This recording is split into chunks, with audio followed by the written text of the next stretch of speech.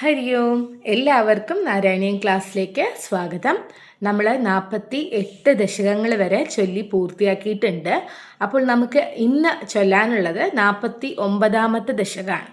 49ാമത്തെ ദശകം എന്ന് പറയുന്നത് ഭഗവാന്റെ വൃന്ദാവന പ്രവേശമാണ്. അതായത് ഗോകുലത്തിൽ നിന്ന് അവരെല്ലാവരും മാറി വൃന്ദാവനത്തിലേക്ക് യാത്രയാവുകയാണ്. അതാണ് 49ാമത്തെ ദശകത്തിൽ നാരായണ ഭട്ടതിരിപ്പാട് വിവരിക്കുന്നത്. ഈ ദശകത്തിൽ ആകെ 10 ശ്ലോകങ്ങളാണുള്ളത്. അതെല്ലാം തന്നെയും ഉപേന്ദ്ര വജ്ര എന്ന വൃത്തത്തിലുമാണ് ഉള്ളത്. അപ്പോൾ ചൊല്ലിത്തുടങ്ങാം. ഓം നമോ ഭഗവതേ വാസുദേവായ. ഓം ശ്രീകൃഷ്ണ പരമാത്മനേ നമഃ. ഓം ഭവത്പ്രഭാവാവിതുരാഹി ഗോപാസ്തരു പ്രപാതാദികമത്ര ഗോഷ്ഠേ അഹേതുമുത്പാദഗണം വിശങ്ക്യ പ്രയാതുമന്യത്ര മനോവിതേനു. ഒന്നുകൂടി ചൊല്ലാം. ഭവത്പ്രഭാവാവിദുരാഹി ഗോപാസ്തരുപ്രപാതാദികമത്ര ഗോഷ്ഠേ അഹേതുമുത്പാദഗണം വിശങ്ക്യ പ്രയാതുമന്യത്ര മനോവിതേനു. 49ാമത്തെ ദശകത്തിലെ ആദ്യ ശ്ലോകത്തിൽ വിവരിക്കുന്നത് ഗോകുലത്തിൽ വൃക്ഷങ്ങൾ കടപുഴങ്ങി വീഴുക. നമ്മൾ കഴിഞ്ഞ ദശകത്തിൽ പറഞ്ഞിരുന്നു അല്ലേ, നളഗോപുര മണിഗ്രീവന്മാരാണ് മരുതവൃക്ഷങ്ങളായിട്ട് നിന്നത്. അത് ഭഗവാൻ ആ ഉരലിങ്ങനെ അതിൻ്റെ ഇടയിൽ കൂടെ കൊണ്ടുപോയി ആ വൃക്ഷങ്ങൾ കടപുഴകി വീഴുകയൊക്കെ ഉണ്ടായി. അവിടെയുള്ളവർക്കൊക്കെയും ഇതെന്താണ് ഇങ്ങനെ അപകടങ്ങൾ സംഭവിക്കുന്നത് എന്നുള്ളതാണ്. അതിനു മുമ്പ് പൂതന വന്നു, ശകടാസുരൻ വന്നു, തൃണാവർത്തൻ വന്നു. അപ്പം ഇങ്ങനെയുള്ളതൊക്കെ എന്തൊക്കെയോ ദുശകനങ്ങളാണ്, അല്ലെങ്കിൽ എന്തൊക്കെയോ അപകടം വരുന്നതിൻ്റെ ദുർലക്ഷണങ്ങളാണ് എന്നൊക്കെ ആലോചിച്ച് അവർ ഭയന്നു എന്നാണ് പറയുന്നത്. ഭഗവാന്റെ മഹത്വം അറിയാതെ അവർ ഭയന്നു എന്ന് മേൽപ്പത്തൂർ നാരായണ ഭട്ടതിരിപ്പാട് പറയുന്നുണ്ട്. ഭഗവാന്റെ മഹത്വം അറിയാതെ എന്ന് പറയുമ്പോൾ ഇത് സാക്ഷാൽ മഹാവിഷ്ണു ആണ്. മഹാവിഷ്ണുവിൻ്റെ അവതാരമാണ് ഇവിടെ ഉണ്ണിക്കണ്ണനായിട്ട് വന്നിരിക്കുന്നത് എന്നുള്ളത് അവിടെയുള്ള ആർക്കും അറിയാത്തൊരു കാര്യമാണ് അല്ലേ. ആ ഗോകുലത്തിലുള്ള ഒരാൾക്കും അത് അറിയില്ല. അവരെ സംബന്ധിച്ചിടത്തോളം ഇതൊരു സാധാരണ ബാലൻ മാത്രമാണ്. ഇങ്ങനെ എന്തൊക്കെയോ അത്ഭുതങ്ങൾ സംഭവിക്കുമ്പോൾ അതൊക്കെ വിഷ്ണുവിൻ്റെ അനുഗ്രഹമാണ്, ഭഗവാൻ വിഷ്ണുവിൻ്റെ അനുഗ്രഹമാണ് എന്ന് പറഞ്ഞവർ ആശ്വസിക്കുകയാണ് ചെയ്യുന്നത്. അപ്പോൾ കുഞ്ഞിനിങ്ങനെ തുടരെ ഓരോ അനിഷ്ട സംഭവങ്ങൾ ഗോകുലത്തിൽ നടക്കുമ്പോൾ ഇനി ഇവിടെ നിന്നുകൂടാ, നമുക്ക് ഈ ഗോകുലത്തിൽ നിന്നും മാറി താമസിക്കണം എന്ന് അവിടെയുള്ള ഗോപന്മാരും എല്ലാവരും കൂടി തീരുമാനിക്കുകയാണ്. അതായത് ഗോകുലത്തിൽ ഇരിക്കുന്നത് കൊണ്ടാണ് ഇങ്ങനെയുള്ള അനിഷ്ട സംഭവങ്ങൾ ഉണ്ടാവുന്നത്. അപ്പോൾ ഇവിടെ ഈ ഭാഗത്ത് എന്തൊക്കെയോ ഉള്ള ഒരു ദുസ്സൂചനകളാണ്. അപ്പോൾ നമുക്ക് ഈ അപകടങ്ങളൊന്നും ഇനി വരാതിരിക്കാൻ വേണ്ടി നമുക്ക് ഇവിടെ നിന്ന് സ്ഥലം മാറണം, ഈ ഗോകുലത്തിൽ നിന്ന് മാറണം എന്നവർ ചിന്തിച്ചു എന്നാണ് പറയുന്നത്. അപ്പോൾ 1ാമത്തെ ശ്ലോകത്തിൽ മനസ്സിലാക്കാൻ അത്രയേ ഉള്ളൂ. തുടരെ ഉള്ള ദുർനിമിത്തങ്ങൾ കാരണം അവിടെയുള്ള ഗോപന്മാരെല്ലാവരും കൂടി ചേർന്ന് ഭഗവാന്റെ മഹത്വം അറിയാതെ അവരെല്ലാവരും കൂടി ചേർന്ന് അവിടുന്ന് സ്ഥലം മാറുവാൻ തീരുമാനിക്കുകയാണ്. ഭഗവാന്റെ മഹത്വം അറിയാതെ അവിടെ ഉണ്ടാകുന്ന ദുർനിമിത്തങ്ങളെ ചൊല്ലി ഉള്ള ആശങ്ക കാരണം അവരെല്ലാവരും അവിടെ നിന്ന് സ്ഥലം മാറുവാൻ തീരുമാനിച്ചു എന്നാണ് പറയുന്നത്. ഇനി നമുക്ക് 2ാമത്തെ ശ്ലോകം ചൊല്ലാം. തത്രോപനന്ദാഭിതഗോപവര്യോ ജഗൗ ഭവത് പ്രേരണയൈവ നൂനം ഇത പ്രതീച്യാം വിപിനം മനോജ്ഞം വൃന്ദാവനം നാമ വിരാജതീതി. ഒന്നുകൂടി ചൊല്ലാം. തത്രോപനന്ദാഭിതഗോപവര്യോ ജഗൗ ഭവത് പ്രേരണയൈവ നൂനം ഇത പ്രതീച്യാം വിപിനം മനോജ്ഞം വൃന്ദാവനം നാമ വിരാജതീതി. 2ാമത്തെ ശ്ലോകത്തിൽ വിവരിക്കുന്നത് ഈ ഗോപന്മാരുടെ കൂട്ടത്തിലുള്ള ഒരു പ്രമുഖനാണ് ഉപനന്ദൻ എന്നാണ് അദ്ദേഹത്തിൻ്റെ പേര്. അങ്ങനെയുള്ള ഒരു പ്രമുഖൻ, ഗോപന്മാരുടെ കൂട്ടത്തിലുള്ള ഒരു പ്രമുഖൻ ഭഗവാന്റെ പ്രേരണ കൊണ്ട് എന്ന് ഭട്ടതിരിപ്പാട് പറയുന്നുണ്ട്. ഭഗവാൻ തോന്നിപ്പിക്കുകയാണ്. നമ്മൾ പറയുമല്ലോ ആ സമയത്ത് ഭഗവാനാണ് എനിക്കത് തോന്നിപ്പിച്ചത് അങ്ങനെ ചെയ്യാമെന്ന് പറയുമല്ലോ. അങ്ങനെ ഭഗവാന്റെ തന്നെ ഉൾപ്രേരണ കൊണ്ട് പറയുകയാണ്, ഈ ഗോകുലത്തിൽ നിന്നും അല്പം പടിഞ്ഞാറ് മാറി അവിടെ വൃന്ദാവനം എന്നു പേരുള്ള മനോഹരമായിട്ടുള്ളൊരു വനമുണ്ട്. അതാവാം നമുക്ക് യോജിച്ച സ്ഥലം, അങ്ങോട്ടേക്ക് നമുക്ക് പോവാം എന്ന് പറയുകയാണ്. അപ്പോൾ അത്രയേ ഉള്ളൂ രണ്ടാമത്തെ ശ്ലോകത്തിൽ മനസ്സിലാക്കാൻ. ഈ ഗോപന്മാരുടെ കൂട്ടത്തിൽ തന്നെയുള്ളൊരു പ്രമുഖനാണ് ഉപനന്ദൻ എന്നാണ് അദ്ദേഹത്തിൻ്റെ പേര്. അദ്ദേഹം ഭഗവാന്റെ പ്രേരണ കൊണ്ട് തന്നെ പറയുകയാണ്, ഈ ഗോകുലത്തിൽ നിന്നും അല്പം പടിഞ്ഞാറ് മാറി വൃന്ദാവനം എന്ന് പേരുള്ള മനോഹരമായിട്ടുള്ളൊരു വനമാണ്, അതാണ് വൃന്ദാവനം എന്ന് പറയുന്ന വനമാണ്, മനോഹരമായിട്ടുള്ള സ്ഥലമുണ്ട്, അങ്ങോട്ടേക്ക് നമുക്ക് മാറിയാലോ എന്ന് പറയുകയാണ്.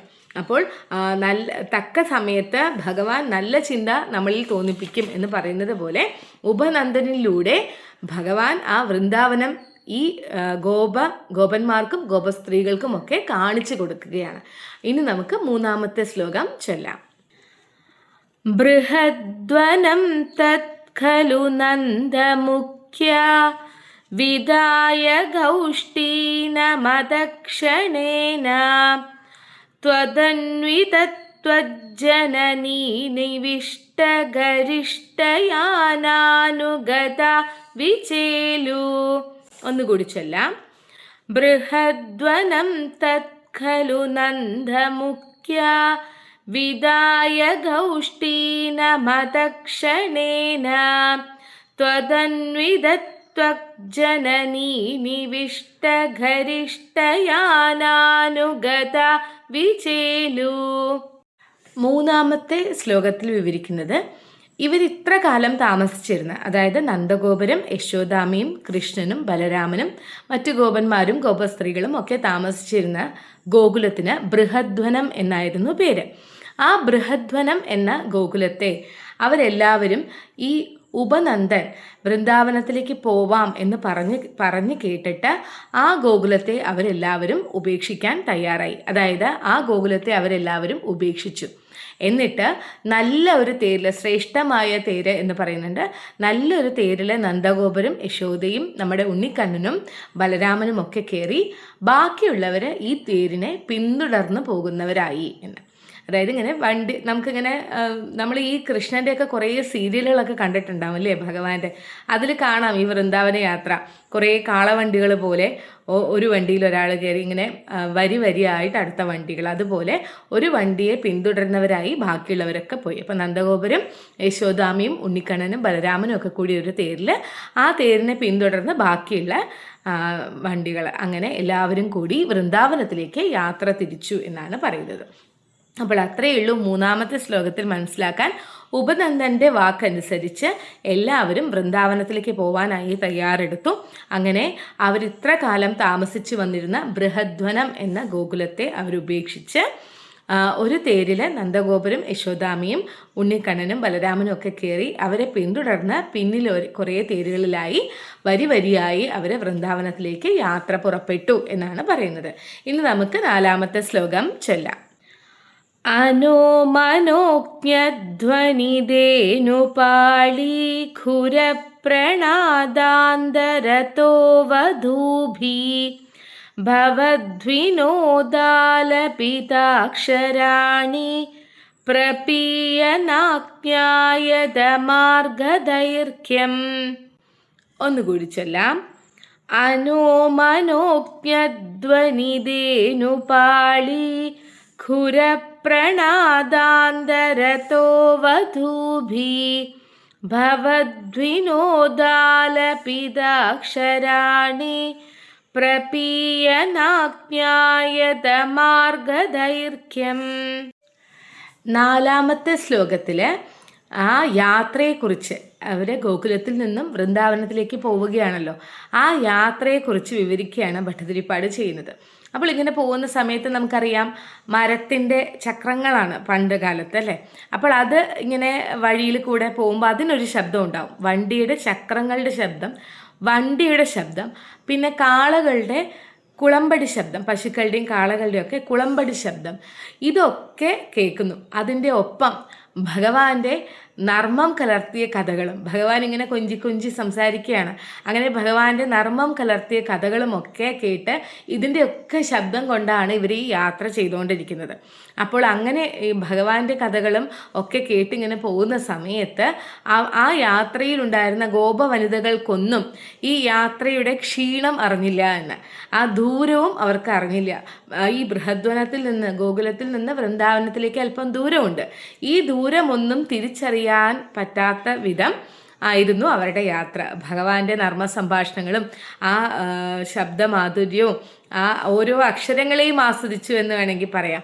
അങ്ങനെ ഭഗവാൻ പറയുന്ന ഓരോ കഥകളും ഒക്കെ കേട്ട് ആ വണ്ടികളുടെ ശബ്ദവും കുളമ്പടി ശബ്ദവും ഒക്കെ അതിനിങ്ങനെ പശ്ചാത്തല സംഗീതം ഒരുക്കുക എന്ന് പറയില്ലേ, അതുപോലെ ഭഗവാന്റെ നർമ്മ സംഭാഷണങ്ങൾക്ക് ഈ വാഹനങ്ങളുടെയൊക്കെ ശബ്ദം പശ്ചാത്തലം ഒരുക്കി. അപ്പോൾ അങ്ങനെ പോകുന്ന സമയത്ത് ഇവരൊട്ടും തന്നെ യാത്രാക്ലേശം അറിഞ്ഞില്ല എന്നാണ് 4-ാമത്തെ ശ്ലോകത്തിൽ വിവരിക്കുന്നത്.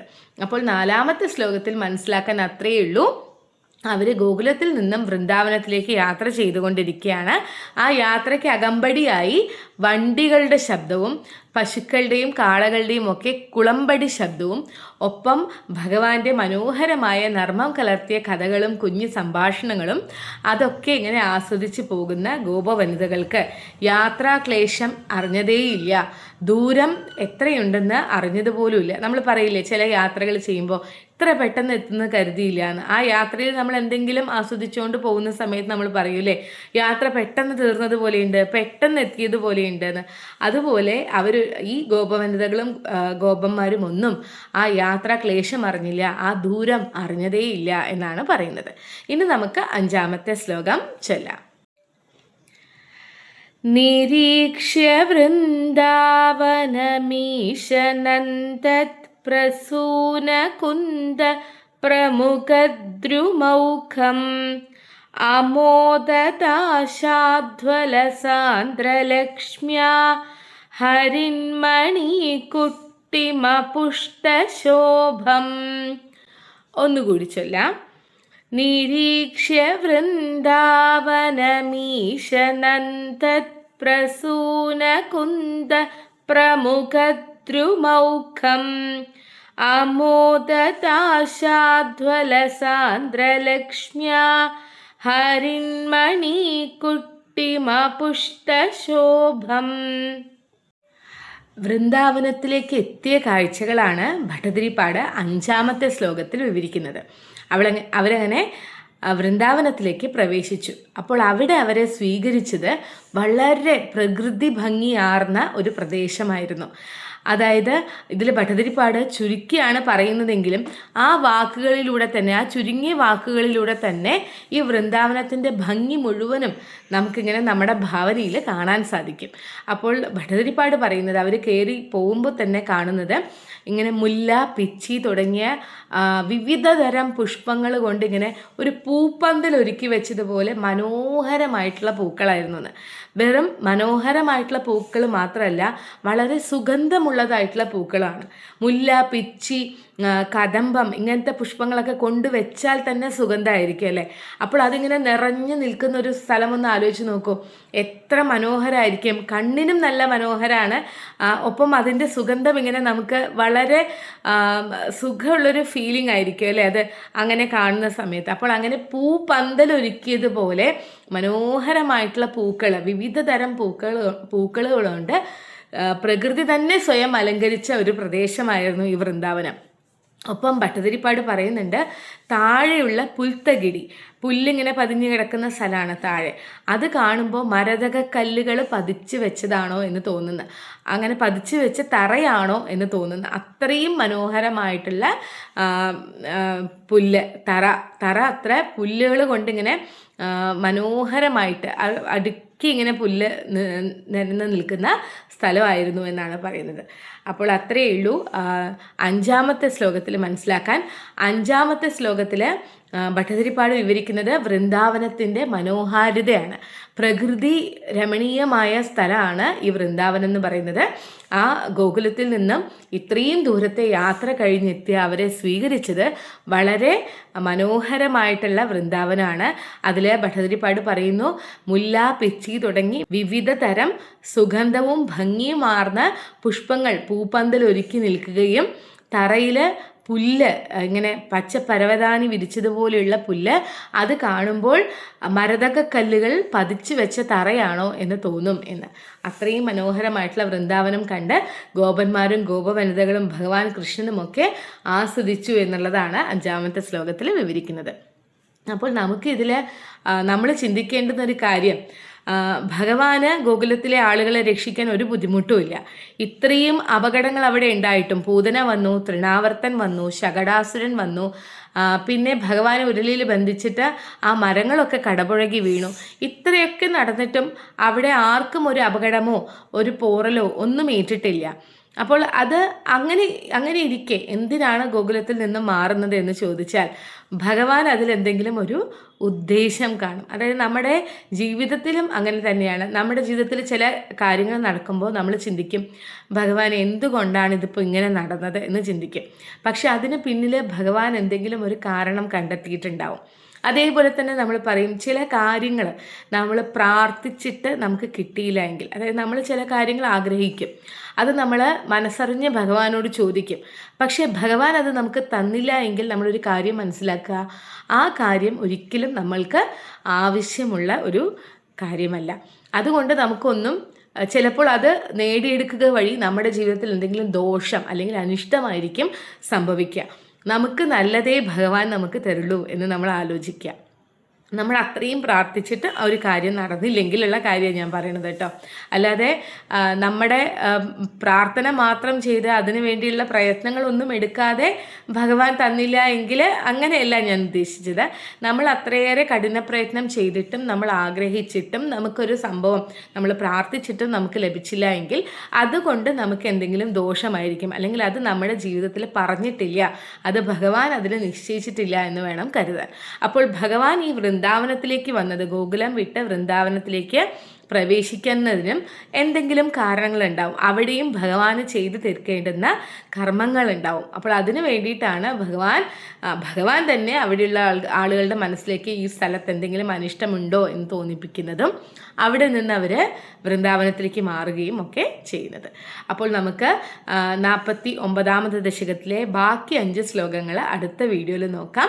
ഇതുവരെ ചൊല്ലിയ 5 ശ്ലോകങ്ങളും ഒന്നുകൂടി ചൊല്ലാം. ഭവത്പ്രഭാവാ വിദുരാഹി ഗോപാ സ്തരുപ്രപാതാദിഗമത്ര ഘോഷ്ടേ അഹേതുമുത്പാദഗണം വിശങ്ക്യ പ്രയാതുമന്യത്ര മനോവിതേനു തത്രോപനന്ദാഭിതഗോപവദ്യോ ജഗൗ ഭവത്പ്രേരണയൈവ നൂനം ഇതഃ പ്രതീച്യാം വിപിനം മനോജ്ഞം വൃന്ദാവനം നാമ വിരാജതീതി ബൃഹദ്വനം തത്ഖലു നന്ദമുഖ്യ വിധായ ഗൗഷ്ടീനമതക്ഷണേന ത്വദന്വിതത്വജ്ജനനീ നിവിഷ്ട ഗരിഷ്ടയാനാനുഗത വിചേലു അനോമനോജ്ഞധ്വനിദേനുപാളീഖുരപ്രണാദാന്തരतो വധൂഭി ഭവദ്വിനോദാലപിതാക്ഷരാണി പ്രപീയനാജ്ഞായതമാർഗദൈർഘ്യം നിരീക്ഷ്യ വൃന്ദാവനമീശനന്തത് പ്രസൂനകുന്ദപ്രമുഖദ്രുമൗഖം അമോദതാശാധ്വലസാന്ദ്രലക്ഷ്മ്യാ ഹരിന്മണീകുട്ടിമപുഷ്ടശോഭം സർവത്ര ഗോവിന്ദ നാമ സങ്കീർത്തനം ഗോവിന്ദ ഗോവിന്ദ. അങ്ങനെ നമ്മൾ 49ാമത്തെ ദശകത്തിലെ ആദ്യ 5 ശ്ലോകങ്ങൾ ചൊല്ലിയിട്ടുണ്ട്. അപ്പോൾ ഞാൻ കഴിഞ്ഞ വീഡിയോയിൽ പറഞ്ഞിരുന്നു ഭഗവത്ഗീത, ഗീതാ ഗോവിന്ദം തുടങ്ങിയവ നമുക്ക് തുടങ്ങിയാലോ എന്നുള്ളത്. എല്ലാവരും നല്ല മറുപടിയാണ് തന്നത്, എല്ലാവർക്കും താല്പര്യമുണ്ട് എന്നുള്ളത് ഞാൻ അറിഞ്ഞു. അപ്പോൾ ഒരുപാട് സന്തോഷം. അപ്പോൾ നമുക്ക് അധികം വൈകാതെ തന്നെ തുടങ്ങാം. ഇപ്പോൾ ഉള്ള തിരക്കുകൾ എന്ന് പറഞ്ഞാൽ ഇപ്പോൾ ഹാഫ് ഇയർലി എക്സാംസ് വരികയാണ്. അപ്പോൾ മോനെ പഠിപ്പിക്കലും അങ്ങനെ കുറച്ച് തിരക്ക്. പിന്നെ ഞങ്ങൾക്ക് ഡിസംബറിൽ ഈ എക്സാംസിൻ്റെ ഇടയിൽ കൂടെ തന്നെ ഒരു പരിപാടി ഉണ്ട് അയ്യപ്പൻ്റെ അമ്പലത്തിൽ. അതിൻ്റെ പ്രാക്ടീസ് നടക്കുന്നുണ്ട്. പിന്നെ ക്ലാസ്സസ് ഓൺലൈൻ ക്ലാസ് എന്നൊക്കെ പറഞ്ഞ് നടക്കുന്നുണ്ട്. അപ്പോൾ അതുകൊണ്ടാണ് എനിക്ക് പെട്ടെന്ന് വീഡിയോ എടുക്കാൻ പറ്റാത്തത്. ഇതിപ്പോൾ 5 ശ്ലോകത്തിൽ ചുരുക്കിയതും അതുകൊണ്ടാണ്. അപ്പോൾ അതുകൊണ്ട് എല്ലാവരും അതൊന്ന് മനസ്സിലാക്കും എന്ന് ഞാൻ വിശ്വസിക്കുകയാണ്. നമുക്ക് വേഗം തന്നെ ഭഗവത്ഗീതയും ഒക്കെ നമുക്ക് ആരംഭിക്കാം. ഗുരുവായൂരപ്പൻ എല്ലാവരും അനുഗ്രഹിക്കട്ടെ. നമുക്കത് പെട്ടെന്ന് തുടങ്ങാനും അതും ഇതുപോലെ തന്നെ നാരായണീയം പോലെ തന്നെ പഠിച്ചു തുടങ്ങാനും സാധിക്കട്ടെ. ഭഗവാന്റെ അനുഗ്രഹം എല്ലാവർക്കും ഉണ്ടാവട്ടെ. വീണ്ടും അടുത്ത വീഡിയോ ആയിട്ട് വരാം. ഇതുപോലെ തന്നെ തുടർന്നും എല്ലാവരും വീഡിയോസൊക്കെ കാണണം. എന്തെങ്കിലും അഭിപ്രായങ്ങൾ ഉണ്ടെങ്കിൽ കമൻറ്റുകളിൽ അറിയിക്കണം. ഈ വീഡിയോസ് ഉപകാരപ്രദമാവും എന്ന് തോന്നുന്നവരിലേക്ക് ഷെയർ ചെയ്തെത്തിക്കുക. ഹരിയോ.